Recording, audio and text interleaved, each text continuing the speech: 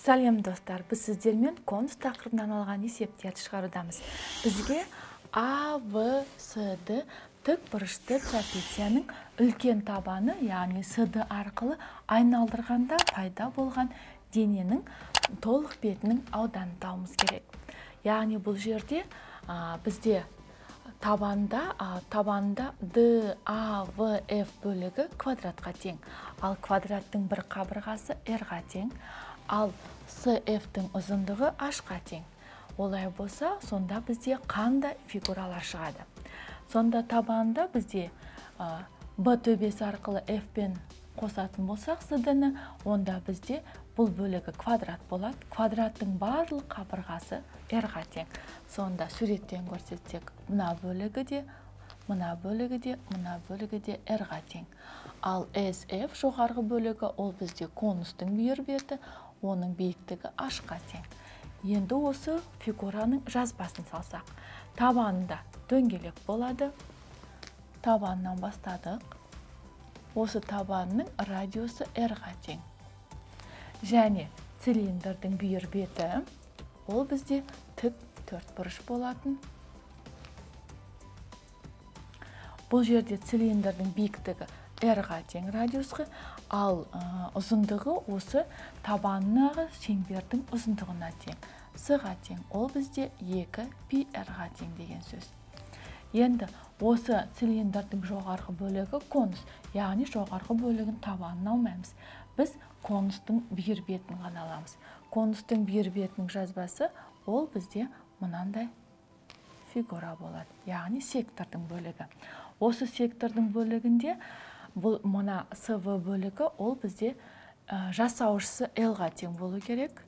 Ал табаны ол бізде табандағы шеңбердің ұзындығына тең. С тең 2πr-ға.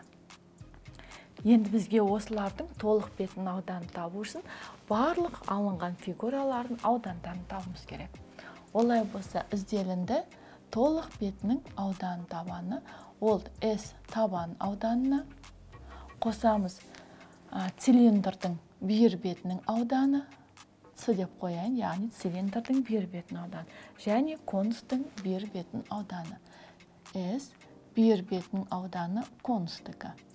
Енді табанның ауданын тауып алайық.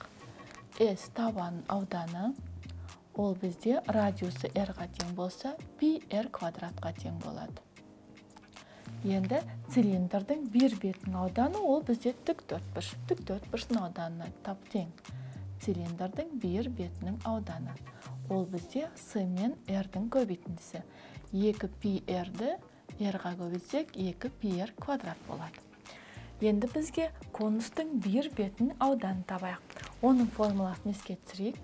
Конустың бүйір бетінің ауданы ол тең бізде πrl.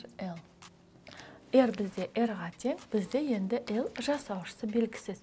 L жасауышысын табу үшін бізде пайда болған тік бұрышты SFB үшбұрышынан L-ді табамыз. Енді тік бұрышты үшбұрыш салып көрейік. Ол бізде FSB. FB бізде R-ға тең, SF бізде H-ға тең. Табуымыз керек L-ді. Яғни L-ді биіктік пен радиус арқылы өрнектеуіміз керек.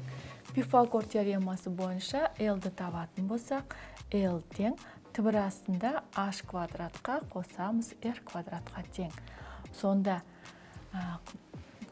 яғни конустың бүйір бетінің аудан формуласы πr квадрат түбір астында H квадрат қосылған R квадратқа тең. Енді барлық фигуралардың аудандарын қосатын болсақ, толық бетінің ауданын табамыз. S толық бетінің ауданы. Бірінші табанның ауданы πr квадрат. Қосамыз цилиндрдің бүйір бетінің ауданы 2πr квадрат.